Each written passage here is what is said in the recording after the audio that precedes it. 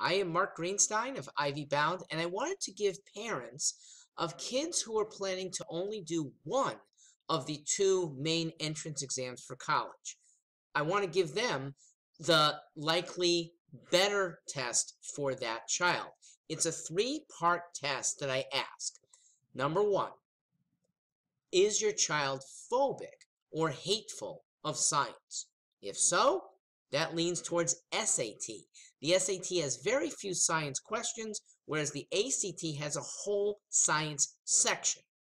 Number two, is your child good at absorbing vocabulary?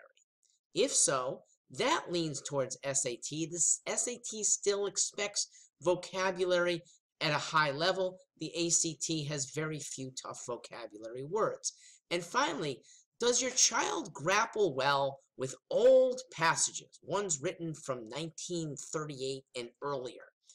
That argues for SAT as well.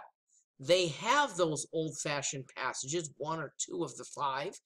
ACT's passages are always modern. So, if your child is a yes, yes, yes, and only wants to do one of the tests, that leans towards SAT.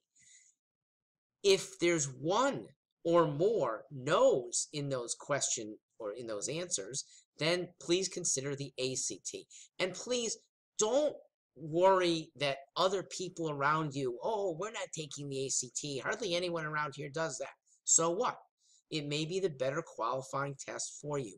Every college for the last 20 years has been accepting equally of ACT or SAT.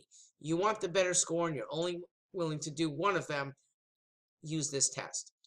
If you're willing to do both, and that's what now about half of our students are doing, it can only advantage you in the college's eyes.